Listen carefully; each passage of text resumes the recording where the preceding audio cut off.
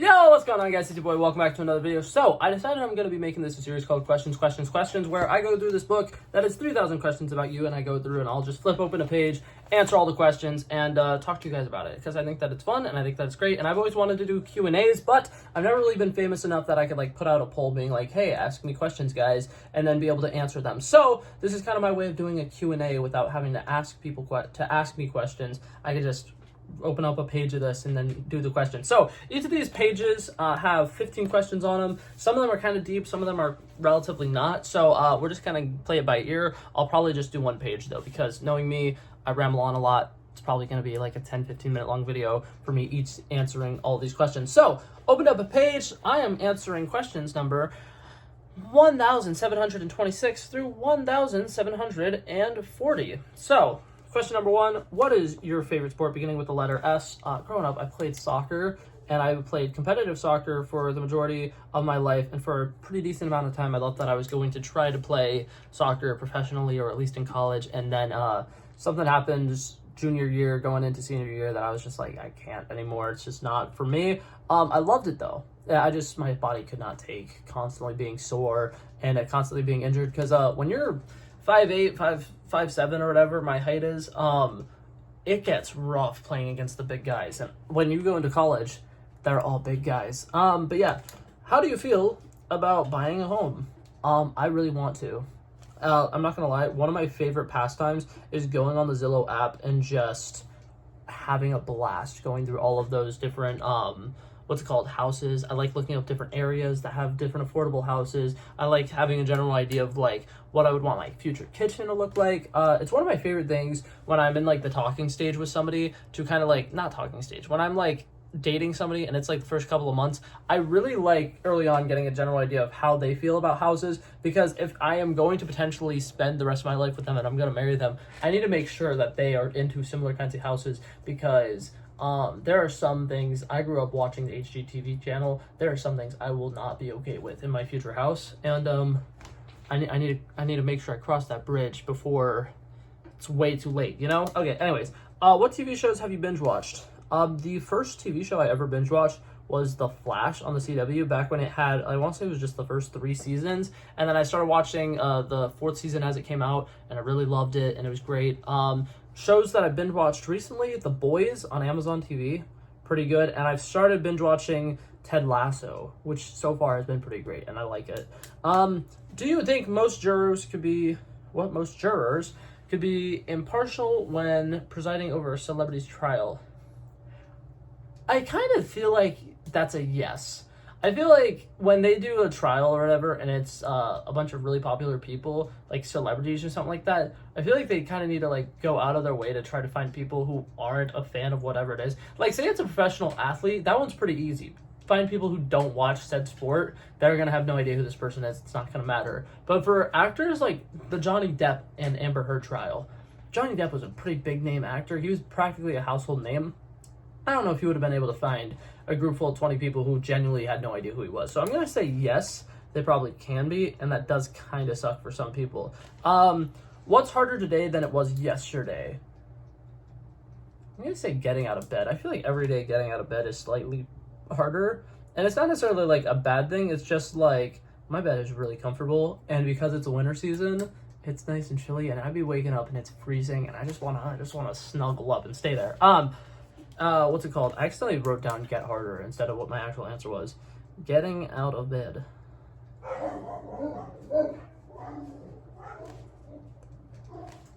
My dog is going crazy behind me. I don't know if you can hear that.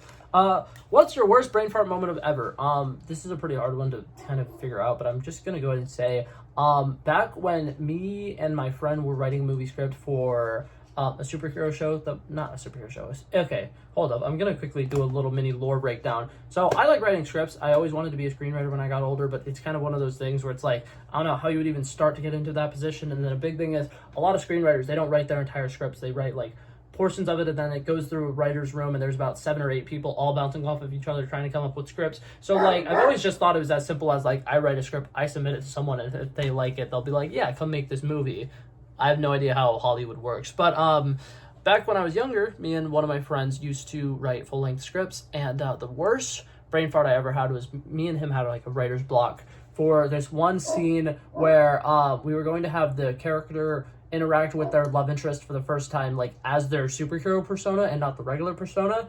And the problem that I kept having with it was the character in his superhero persona, we didn't plan on having him wearing a mask or anything like that. So I was like, I couldn't take it seriously because, like, how are we logistically going to have them have this interaction and not know who each other is without it being obvious that they know who it is? So I was going to try to write it into the action sequence that just took place that he got like mud on his face or something and he's just like unrecognizable, but I could not for the life of me figure that out. So I'm just gonna write the initials of that character because they don't give me a lot of space to write down answers. What is / was your blessing in disguise? I'm gonna say quitting soccer because at the time, quitting soccer was a really, really hard decision for me to make. It was like one of the biggest things I had in my life. I had a lot of friends who I played soccer with. It was, what's it called?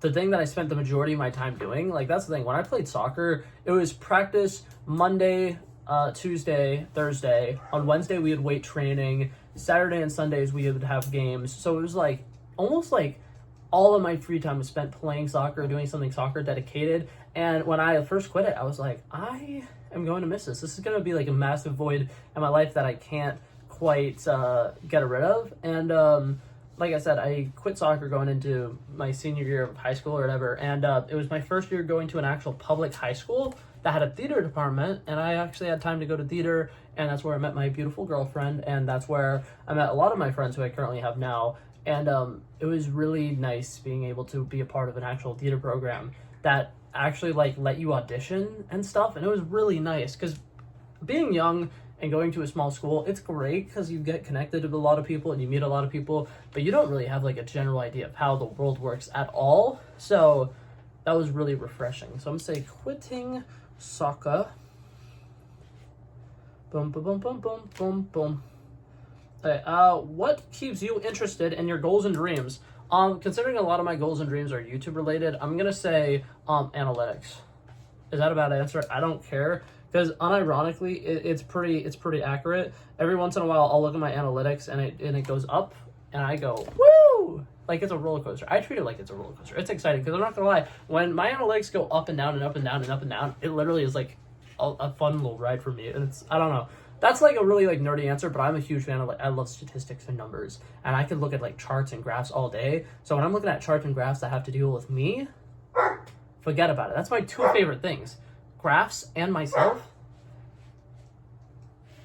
Bro, go bark by the fence. Why are you barking right outside my window? Okay, anyways, so what do you consider to be irresponsible? There is so many answers, but I'm going to say underage drinking.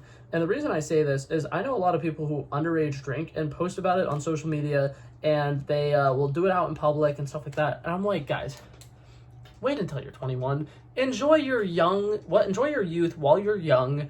You don't need a rush to be drinking alcohol. You don't need a rush to be doing all these things. Because, like, I know I personally can't speak on it much because I have drank before, and I have drank a couple of times. But, like, it's really annoying to me.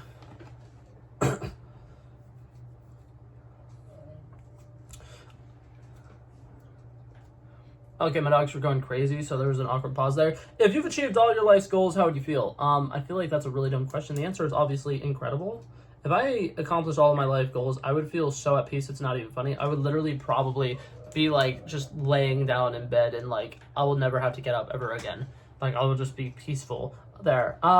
What do you think is your greatest contribution to society? I really think that my 2 YouTube channels do a decent amount. I'm hoping that it's entertaining people, if nothing else. My movie YouTube channel, I really hope that it's helping people who see it like branch out and understand that there are other, movies and stuff out there, because sometimes when I'm making my movie reviews, I like to compare certain movies to other movies that exist in case other people haven't seen those other movies. So if somebody, like, say this movie just came out, like, for instance, like No One Like You or whatever it's called, Nobody But You, the rom-com starring Sydney Sweeney and Glenn Powell, whatever, right? Say that movie comes out and somebody really likes it and I saw it and I'm like, oh, it reminds me of this movie and that movie. I can let them know, and then people who see my review can be like, oh my god, that's great, I didn't know these movies existed. And I think that that's fun. So I'm just gonna put YT as my answer for that. Do you think beauty pageants are degrading to women or harmless? I think that as long as the people who are in the beauty pageants actually want to be there, it is perfectly fine. Because I think that, like, with the Miss Universe, Miss, countries or whatever, I'm pretty sure they want to be there. And in a way, that's almost like what they do for a living. So I'll say, I think it's harmless, but I don't really know. What words do you always struggle to spell correctly? Indubitably. Don't know how to spell indubitably. Don't care to learn how to spell indubitably. It's mostly that, and then there's some words that have like double L's, like sandals or something like that. I don't think that one has a double L, but I can't think of an example. But every once in a while, there's words that have like two L's, and I will always assume that there's just one L. Hold up, there was one that I learned the other day. I think it's octopus. I don't know why the octopus had two S's at the end. It's just one S. That one threw me off.